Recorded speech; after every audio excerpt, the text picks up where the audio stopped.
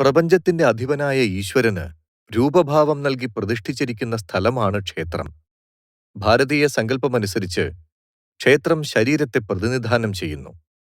ക്ഷേത്രനിർമ്മാണ ശാസ്ത്രത്തിൽ ഓരോന്നിനും അതിൻ്റെതായ വിധികളുണ്ട്. ആ വിധിപ്രകാരമായിരിക്കണം അതിന്റെ നിർമ്മാണം. വിഗ്രഹത്തിന്റെ രൂപം, വലിപ്പം, മുദ്ര, ഗർഭഗൃഹം, പ്രദക്ഷിണപാത അങ്ങനെ ഓരോന്നിനും അതിൻ്റെതായ ശാസ്ത്രവിധികളുമുണ്ട്. കേരളത്തിലെ ഏറ്റവും പ്രസിദ്ധമായ ചില മഹാദേവ ക്ഷേത്രങ്ങളും അവയുടെ ഐതിഹ്യങ്ങളും നോക്കാം. വടക്കുംനാഥ ക്ഷേത്രം തൃശൂർ നഗരഹൃദയത്തിലുള്ള ചെറിയ കുന്നായ തേക്കിൻകാട് മൈതാനത്തിന്റെ മധ്യത്തിലാണ് സ്ഥിതി ചെയ്യുന്നത്. കേരളത്തിലെ ഏറ്റവും വലിയ മതിൽക്കെട്ടുള്ള വടക്കുംനാഥ ക്ഷേത്രം 20 ഏക്കർ വിസ്താരമേറിയതാണ്. 4 ദിക്കിലുമായി 4 മഹാഗോപുരങ്ങളിവിടെ പണിതീർത്തിട്ടുണ്ട്. വടക്കുംനാഥന്റെ മഹാപ്രദക്ഷിണ വഴിയാണ് സ്വരാജ് റൗണ്ട് എന്നറിയപ്പെടുന്നത്.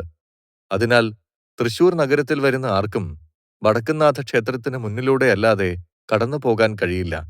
ശിവൻ അഥവാ വടക്കുംനാഥൻ, ശങ്കരനാരായണൻ, ശ്രീരാമൻ, പാർവതി എന്നിവരാണ് പ്രധാന ദേവതകൾ. ഒരു ദിവസം കൈലാസത്തിലെത്തിയ പരശുരാമൻ താൻ പുതുതായി നിർമ്മിച്ച ഭൂമിയെക്കുറിച്ച് ശിവഭഗവാനോട് സംസാരിക്കുകയും അവിടെ വാണരുളണമെന്ന് അഭ്യർത്ഥിക്കുകയും ചെയ്തു. എന്നാൽ ആദ്യം ശിവൻ വിസമ്മതിച്ചു. പിന്നീട് പാർവതീദേവി അഭ്യർത്ഥിച്ചപ്പോൾ മാത്രമാണ് ഭഗവാൻ സമ്മതം മൂളിയത്. ഉടനെ തന്നെ ശിവപാർഷദന്മാരായ നന്ദികേശ്വരൻ, സിംഹോദരൻ, ഭൃംഗീരടി തുടങ്ങിയവരും ശിവപുത്രന്മാരായ ഗണപതിയും സുബ്രഹ്മണ്യനും കൈലാസവാസികൾ എല്ലാവരും കൂടി ഭാർഗവഭൂമിയിലേക്ക് പുറപ്പെട്ടു. അവർ ഭാർഗവഭൂമിയിൽ ഒരു സ്ഥലത്തെത്തിയപ്പോൾ പെട്ടെന്നൊരു സ്ഥലത്ത് വെച്ച് യാത്ര നിന്നു. അവിടെ ഒരു ഉഗ്ര തേജസ് കണ്ട് പരശുരാമൻ പ്രതിഷ്ഠയ്ക്ക് ഏറ്റവും ഉചിതമായ സ്ഥലം അതുതന്നെയെന്ന് മനസ്സിലാക്കി. ഉടനെ തന്നെ അദ്ദേഹം ശിവനോട് അവിടെ കുടികൊള്ളണമെന്ന് അഭ്യർത്ഥിച്ചു. ശിവൻ പാർവതീ സമേതം അങ്ങോട്ട് എഴുന്നള്ളി. ആ സമയത്ത് അവിടെ പ്രത്യക്ഷപ്പെട്ട മഹാവിഷ്ണുവിനോട് തന്റെ തെക്ക് ഭാഗത്തിരിക്കാൻ പറഞ്ഞ ശിവൻ സ്വയം ഒരു ജ്യോതിർലിംഗമായി മാറി വടക്ക് ഭാഗത്തു കുടികൊണ്ടു. അങ്ങനെയാണ് പ്രതിഷ്ഠയ്ക്ക് വടക്കുംനാഥൻ എന്ന പേരുണ്ടായത്. ക്ഷേത്രമതിൽക്കെട്ടിന് പുറത്ത് വടക്കു പടിഞ്ഞാറായി സ്ഥിതി ചെയ്യുന്ന ഒരു ആൽമരത്തിന്റെ തറയിലാണ് ഇത് സംഭവിച്ചത് എന്ന് പറയപ്പെടുന്നു. ഇന്നവിടം ശ്രീമൂലസ്ഥാനം എന്നറിയപ്പെടുന്നു. ശിവപെരുമാളിന്റെ സ്ഥലമെന്നർത്ഥമുള്ള തിരുശിവപേരൂരാണ് തൃശിവപേരൂരും പിന്നീട് തൃശ്ശൂരുമായി തീർന്നത്.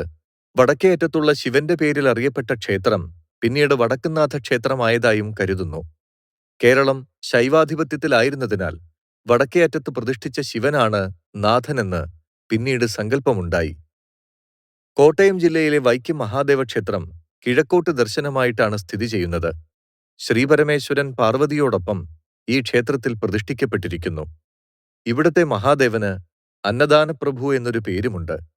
ക്ഷേത്രാങ്കണത്തിന്റെ വടക്കേ അറ്റത്ത് 2 നില ഊട്ടുപുര, അവിടെ ക്ഷേത്രകലാപീഠവും പ്രവർത്തിക്കുന്നു. സാധാരണ ശ്രീകോവിലിന്റെ 3 ഇരട്ടി വലിപ്പമുണ്ട് ഇവിടുത്തെ വലിയ വട്ടശ്രീകോവിലിന്. ശ്രീകോവിലിന് 2 ചുറ്റുണ്ട്. ഓരോ ചുറ്റിനും 6 കരിങ്കൽ പടികൾ. 2 അടി ഉയരമുള്ള പീഠത്തിൽ 5 അടിയോളം ഉയരമുള്ള മഹാലിംഗമാണ്. ഇവിടെ ശിവന് രാവിലെ ദക്ഷിണാമൂർത്തി, ഉച്ചയ്ക്ക് കിരാതമൂർത്തി, വൈകിട്ട് പാർവതീ സമേതനായ സാംബശിവൻ എന്നിങ്ങനെയാണ് ഭാവങ്ങൾ. 8 ഏക്കറിലാണ് ക്ഷേത്രം നിൽക്കുന്നത്. കിഴക്കേ ഗോപുരം കടന്നാൽ ആനക്കൊട്ടിൽ കാണാം. 64 അടി ഉയരമുള്ളതാണ് ഇവിടുത്തെ സ്വർണ്ണക്കൊടിമരം. കരിങ്കൽപ്പാകിയ മുറ്റത്ത് 325 തിരിയിട്ട് കത്തിക്കാവുന്ന അശ്വത്ഥാകൃതിയിലുള്ള വിളക്കാണ് മറ്റൊരു പ്രത്യേകത.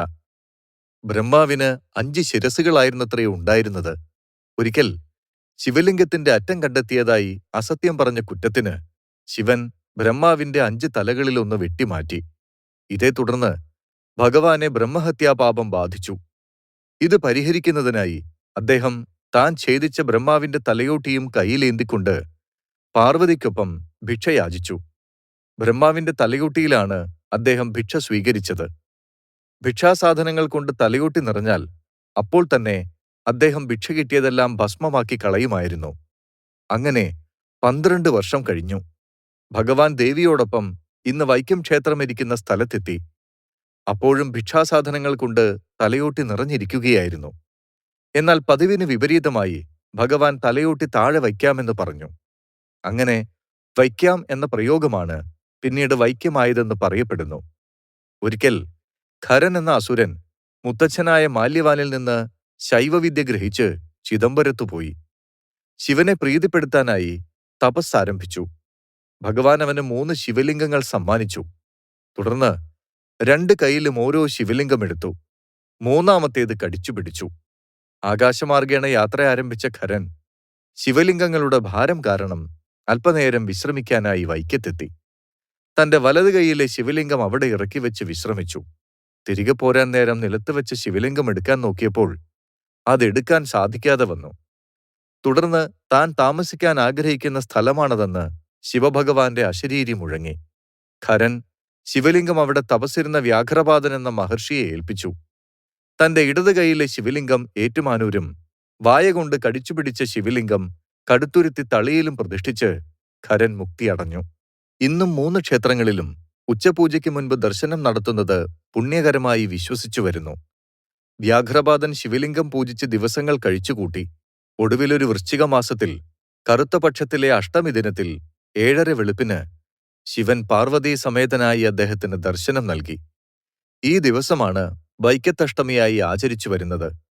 അഷ്ടമിനാളിൽ ഇവിടെ ദർശനം നടത്തുന്നത് ശിവപാർവതിമാരുടെ അനുഗ്രഹത്തിനും സർവ്വ ഐശ്വര്യത്തിനും ഏറ്റവും ഗുണകരമാണ് എന്നാണ് വിശ്വാസം.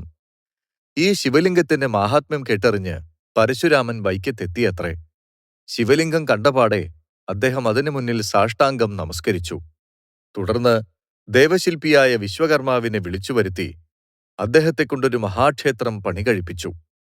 ആ ക്ഷേത്രമാണ് വൈക്കം മഹാദേവക്ഷേത്രമെന്ന് വിശ്വസിക്കുന്നു. കേരളത്തിലെ അണ്ഡാകൃതിയിലുള്ള ഏക ശ്രീകോവിലാണ് വൈക്കം ക്ഷേത്രത്തിലേത്. വാസ്തുവിദ്യയിൽ അപാരമായ വൈദഗ്ധ്യമുള്ള ശില്പികൾക്ക് മാത്രമേ ഇത്തരമൊരു അപൂർവ നിർമ്മാണം ചെയ്യാൻ കഴിയുകയുള്ളൂ. പെരുന്തച്ചൻ നിർമ്മിച്ചതെന്ന് കരുതുന്ന കേരളത്തിലെ 2 ക്ഷേത്ര ശ്രീകോവിലുകളിലൊന്നാണ് വൈക്കം മഹാദേവക്ഷേത്രം. വൈക്കത്തെ ശിവൻ പെരുന്തൃക്കോവിലപ്പനായാണ് അറിയപ്പെടുന്നത്. വൈക്കം ക്ഷേത്രത്തിലെ മറ്റൊരു പ്രത്യേകതയാണ് ഇവിടെ പ്രസാദമായി ചന്ദനം നൽകുന്നില്ല എന്നത്. ചന്ദനത്തിന് പകരമായി ഭസ്മമാണ് നൽകുന്നത്. വൈക്കം ക്ഷേത്രത്തിലെ പടിഞ്ഞാറേ വാതിൽ ഒരിക്കലും തുറക്കാറില്ല. ഒരിക്കൽ വടക്കംകൂർ രാജാവ് ഊരാൺമക്കാരോട് ആലോചിക്കാതെ പെരുന്തമൃത പൂജ എന്ന വഴിപാട് നടത്താൻ തീരുമാനിച്ചു. തങ്ങളോട് ആലോചിക്കാത്തതിനാൽ ഊരാൺമക്കാർ പൂജ മുടക്കാൻ തീരുമാനിച്ചു. പൂജയുടെ ദിവസം രാജാവിന്റെ കൂട്ടർ എല്ലാ വിഭവങ്ങളും തയ്യാറാക്കി ക്ഷേത്രത്തിലെത്തിച്ചു. ഊരാൺമക്കാർ ആരും അന്നവിടെ ഉണ്ടായിരുന്നില്ല. കുറച്ചു കഴിഞ്ഞ് ഊരാൺമക്കാരിൽ ഒരാളായ ഞള്ളൻ നമ്പൂതിരി എത്തുകയും അവിടെയുണ്ടായിരുന്ന നിവേദ്യപാത്രങ്ങളിൽ മുറുക്കി തുപ്പുകയും ചെയ്തു. പടിഞ്ഞാറേ ഗോപുരം വഴി മടങ്ങാൻ തുടങ്ങിയ ഞള്ളൻ നമ്പൂതിരിക്ക് അവിടെ വെച്ച് സർപ്പദംശനമേൽക്കുകയും ഗോപുരത്തിന് പുറത്ത് കടന്നപാടെ മരിക്കുകയും ചെയ്തു. ഇതേ സമയം തന്നെ ചുറ്റമ്പലത്തിന്റെ പടിഞ്ഞാറേ വാതിൽ തനിയെ അടഞ്ഞു പോവുകയും ഇനി മേലിൽ ഈ വാതിൽ തുറക്കരുതെന്ന് ശ്രീകോവിലിനുള്ളിൽ നിന്ന് അശരീരി ഉണ്ടായെന്നുമാണ് ഐതിഹ്യം. അതിനുശേഷം ഈ വാതിൽ തുറന്നിട്ടേയില്ല എന്നാണ് ചരിത്രം. കേരളത്തിലെ കോട്ടയം ജില്ലയിലെ തിരുനക്കരയിൽ സ്ഥിതി ചെയ്യുന്ന അതിപുരാതനമായ ശിവക്ഷേത്രമാണ് തിരുനക്കര ശ്രീ മഹാദേവ ക്ഷേത്രം. മഹാദേവൻ പാർവതീ സമേതനായാണ് ഇവിടെ ശ്രീപരമേശ്വരനെ പ്രതിഷ്ഠിച്ചിരിക്കുന്നത്. കൂടാതെ ശിവപുത്രന്മാരുടെ സന്നിധികളും ക്ഷേത്രത്തിലുണ്ട്. വടക്കുംനാഥനോട് അഗാധമായ ഭക്തിയുണ്ടായിരുന്ന ഒരു തെക്കുംകൂർ രാജാവുണ്ടായിരുന്നു. വടക്കുംനാഥനെ മാസത്തിലെ ആദ്യത്തെ തിങ്കളാഴ്ച തൃശ്ശൂരിൽ പോയി തൊഴുതില്ലെങ്കിൽ അദ്ദേഹത്തിന് തൃപ്തിയാകുമായിരുന്നില്ല. ഏകദേശം 3 ദിവസമെടുക്കുമായിരുന്നു അന്ന് കോട്ടയത്ത് നിന്ന് തൃശ്ശൂരിലെത്താൻ. എന്നാൽ തമ്പുരാന് പ്രായമായതോടെ വടക്കുംനാഥനെ പോയി തൊഴാൻ നിർവാഹമില്ലാതെയായി. അദ്ദേഹം മനമുരുകി വടക്കുംനാഥനോട് പ്രാർത്ഥിച്ചു. ഭഗവാൻ അദ്ദേഹത്തിന് മുന്നിൽ പ്രത്യക്ഷപ്പെട്ട് തമ്പുരാൻ തന്നെ തേടി ഇനി തൃശ്ശൂർ വരേണ്ടെന്നും തമ്പുരാന്റെ നാട്ടിൽ തന്നെ താൻ കുടികൊള്ളുന്നതാണെന്നും അരുൾ ചെയ്തു. ഒരു ദിവസം രാത്രിയിൽ തമ്പുരാന് ഭഗവാന്റെ സ്വപ്നദർശനമുണ്ടായി. ഭഗവാൻ അതിൽ അദ്ദേഹത്തോട് ഇങ്ങനെ പറഞ്ഞു: അല്ലയോ ഭക്ത, നിന്റെ അതിർത്തിക്കുള്ളിലെ നക്കരക്കുന്നിൽ സ്വയംഭൂവായി ഞാൻ അവതരിക്കാം. എന്റെ വാഹനമായ നന്ദി എന്റെ മുന്നിലും വെളുത്ത ചെത്തിച്ചെടി എന്റെ പിന്നിൽ അല്പം ഇടതുമാറിയും കാണാം. അവിടെ നീ എനിക്കൊരു ക്ഷേത്രം പണിയുക. കാലാന്തരത്തിൽ അത് പ്രശസ്തമാകും. അക്കാലത്ത് കോട്ടയത്തെ നക്കരക്കുന്നിൽ സ്വപ്നത്തിൽ കണ്ടതെല്ലാം കണ്ടെത്തി തമ്പുരാൻ അവിടെ ക്ഷേത്രം പണിതു. ക്ഷേത്രത്തിലെ ശിവലിംഗത്തോടൊപ്പം ഉത്ഭവിച്ചതാണ് ഇവിടത്തെ നന്ദി വിഗ്രഹവും. മാത്രവുമല്ല, നന്ദിയെ ഒരു ദേവനായി തന്നെ ഇവിടെ ആരാധിച്ചു വരുന്നു. കോട്ടയം ജില്ലയിലാണ് ഏറ്റുമാനൂർ മഹാദേവ ക്ഷേത്രം. രൗദ്രഭാവത്തിലുള്ള പരമശിവനാണ് മുഖ്യപ്രതിഷ്ഠ. രാവിലെ അഘോരമൂർത്തിയായും ഉച്ചയ്ക്ക് ശരഭമൂർത്തിയായും വൈകിട്ട് അർദ്ധനാരീശ്വരനായും സങ്കല്പിച്ചാണ് ആരാധന. പടിഞ്ഞാറോട്ട് ദർശനമായിട്ടാണ് ഏറ്റുമാനൂർ ക്ഷേത്രം സ്ഥിതി ചെയ്യുന്നത്. എല്ലാ വർഷവും കുംഭമാസത്തിലെ ശിവരാത്രിക്ക് ലക്ഷക്കണക്കിന് ആളുകൾ ആലുവ മണപ്പുറത്ത് ശിവരാത്രി ആഘോഷിക്കാൻ ഒത്തുകൂടുന്നു. ശിവരാത്രിക്ക് മണപ്പുറത്ത് ബലിയർപ്പിച്ചാൽ മരിച്ച ബന്ധുക്കൾക്ക് മോക്ഷം ലഭിക്കുമെന്നാണ് വിശ്വാസം. ശിവരാത്രി കൂടാതെ കർക്കടകവാവിനും ഇവിടെ ധാരാളം ഭക്തർ ബലിയിടാൻ വരാറുണ്ട്. ത്രേതായുഗത്തിൽ ശ്രീരാമൻ പക്ഷിശ്രേഷ്ഠനായ ജടായുവിന് അന്ത്യകർമ്മങ്ങൾ നിർവഹിച്ചത് ആലുവ ശിവക്ഷേത്രത്തിലാണെന്നാണ് ഐതിഹ്യം. തന്മൂലം ഇവിടെ ബലിയിടുന്നത് അത്യധികം വിശേഷമായി കൊണ്ടാടുന്നു. തൃശൂർ ജില്ലയിലെ തിരുവഞ്ചിക്കുളം ശിവക്ഷേത്രത്തിൽ ശിവൻ സദാശിവഭാവത്തിൽ കിഴക്കോട്ട് ദർശനമായി നിലകൊള്ളുന്നു. 33 ഉപദേവതകളും ഇവിടെയുണ്ട്. കേരളത്തിൽ ഏറ്റവും കൂടുതൽ ഉപദേവതകളുള്ള ക്ഷേത്രമാണിത്. ഇവരിൽ 12 പേർ ശിവന്റെ തന്നെ വിവിധ രൂപഭേദങ്ങളാണ്. ദക്ഷിണേന്ത്യയിലെ ശൈവരുടെ ഭക്തിസാഹിത്യത്തിൽ പരാമർശിതമായ ഏക കേരളീയ ക്ഷേത്രം ഇതാണ്. നിത്യേന പള്ളിയറ പൂജ നടക്കുന്ന കേരളത്തിലെ 2 ക്ഷേത്രങ്ങളിൽ ഒന്നാണിത്. വടക്കേ മലബാറിലെ പ്രസിദ്ധമായ ക്ഷേത്രങ്ങളാണ് കണ്ണൂർ ജില്ലയിലെ കൊട്ടിയൂർ ശിവക്ഷേത്രങ്ങൾ. ഇക്കരെ കൊട്ടിയൂർ ക്ഷേത്രവും അക്കരെ കൊട്ടിയൂർ ക്ഷേത്രവുമുണ്ട്. അക്കരെ കൊട്ടിയൂർ ക്ഷേത്രത്തിൽ ശിവലിംഗം സ്വയംഭൂ ആണെന്ന് വിശ്വസിക്കപ്പെടുന്നു. തടാകത്തിന്റെ മധ്യത്തിലുള്ള മണിത്തറയിലാണ് ശിവലിംഗമുള്ളത്. ഈ തടാകത്തിലെ തന്നെ മറ്റൊരു തറയായ അമ്മാറക്കല്ലിലാണ് ശ്രീപാർവതിയെ ആരാധിക്കുന്നത്. ഭക്തർക്ക് പ്രസാദവും ഭക്ഷണവും നൽകുന്നത് മരവാഴയുടെ ഇലയിലാണ്. ക്ഷേത്രത്തിലെ പ്രധാന ചടങ്ങായ നീരെഴുന്നള്ളത്തിന് ജലം കൊണ്ടുപോകുന്നത് കാട്ടുകൂവയുടെ ഇലയിലാണ്. പുരാണത്തിലെ ദക്ഷയാഗം നടന്ന സ്ഥലമാണ് കൊട്ടിയൂർ എന്നാണ് വിശ്വാസം. കൊട്ടിയൂർ ഉത്സവത്തിലെ ഏറ്റവും വലിയ കൗതുകമാണ് കൊട്ടിയൂരിൽ മാത്രം ലഭിക്കുന്ന ഓടപ്പൂക്കൾ. ഭൃഗുമുനിയുടെ വെളുത്ത താടിയെയാണ് ഓടപ്പൂ ഓർമ്മിപ്പിക്കുന്നത്. ആലപ്പുഴ ജില്ലയിലെ ചെങ്ങന്നൂർ നഗരത്തിൽ സ്ഥിതി ചെയ്യുന്ന പുരാതനവും ചരിത്രപ്രസിദ്ധവുമായ ക്ഷേത്രമാണ് ചെങ്ങന്നൂർ മഹാദേവ പാർവതീ ക്ഷേത്രം. ചെങ്ങന്നൂർ ആസ്ഥാനമാക്കി ഭരിച്ചിരുന്ന വഞ്ഞിപ്പുഴ തമ്പുരാക്കന്മാരുടെ കാലത്താണ് ഇന്ന് കാണുന്ന രീതിയിൽ ക്ഷേത്രനിർമ്മാണം നടത്തിയത് എന്ന് അനുമാനിക്കുന്നു. കേരളത്തിലെ 108 ശിവക്ഷേത്രങ്ങളിൽ കുംഭസംഭവ മന്ദിരം എന്ന് പ്രതിപാദിച്ചിരിക്കുന്നത് ചെങ്ങന്നൂർ ക്ഷേത്രത്തെയാണ്. ദേവാദിദേവനായ ഭഗവാൻ പരമശിവനും ആദിപരാശക്തിയായ ശ്രീപാർവതിയുമാണ് പ്രധാന പ്രതിഷ്ഠകൾ. ആലപ്പുഴ ജില്ലയിൽ മാവേലിക്കരയ്ക്കടുത്ത് അച്ചൻകോവിലാറിന്റെ തെക്കേ തീരത്ത് സ്ഥിതി ചെയ്യുന്ന കേരളത്തിലെ തന്നെ ഏറ്റവും പുരാതന ശിവക്ഷേത്രമാണ് കണ്ടിയൂർ മഹാദേവ ക്ഷേത്രം. ദക്ഷിണകാശി എന്നും ഈ ക്ഷേത്രം അറിയപ്പെടുന്നു. കിരാതമൂർത്തി രൂപത്തിൽ ശിവനെയാണ് ഇവിടെ പ്രധാനമായും പ്രതിഷ്ഠിച്ചിരിക്കുന്നത്. മാർക്കണ്ഡേയ മഹർഷിയുടെ അച്ഛനായ മൃഗണ്ഡുമുനിയാണ് ഈ ക്ഷേത്രം സ്ഥാപിച്ചതെന്ന് ഐതിഹ്യമുണ്ട്. എറണാകുളം ജില്ലയിൽ പിറവത്ത് പാഴൂർ ഗ്രാമത്തിൽ മൂവാറ്റുപുഴയുടെ തീരത്ത് സ്ഥിതി ചെയ്യുന്ന ശിവക്ഷേത്രമാണ് പാഴൂർ പെരുന്തൃക്കോവിൽ ക്ഷേത്രം. സാധാരണയായി പടിഞ്ഞാറോട്ട് ഒഴുകിവരുന്ന മൂവാറ്റുപുഴയാർ ഇവിടെ ക്ഷേത്രത്തെ വലം വച്ച് അല്പദൂരം കിഴക്കോട്ടും ഒഴുകുന്നു. തന്മൂലം ദക്ഷിണകാശി എന്ന അപരനാമവും സ്ഥലത്തിനുണ്ട്. കുടുംബ പ്രശ്നത്തിനായി മലബാറുകാരനായ ഒരു നമ്പൂതിരി പാഴൂർ പടിപ്പുരയ്ക്കൽ വന്നു അത്രേ. അന്നു രാത്രി ഈ നമ്പൂതിരി മരിക്കുമെന്ന് ലക്ഷണപ്രകാരം ജ്യോത്സ്യർക്ക് ബോധ്യം വന്നു. ജ്യോത്സ്യർ നമ്പൂതിരിയെ മടക്കി അയച്ചു. നമ്പൂതിരി പുഴയിലിറങ്ങി കുളിച്ചു. നേരം സന്ധ്യയോടടുത്തിരുന്നു. പാറക്കൂട്ടങ്ങളിൽ നിന്ന് അല്പം അകലെ കരയോടടുത്ത് മണൽപ്പരപ്പിൽ ഒരു ശിവലിംഗം നമ്പൂതിരിയുടെ ദൃഷ്ടിയിൽപ്പെട്ടു. ഒരു ശിവക്ഷേത്രം ഇവിടെ പണിയണമെന്ന് തീവ്രമായ ഒരാഗ്രഹം അദ്ദേഹത്തിന്റെ മനസ്സിൽ ഉരുത്തിരിഞ്ഞു.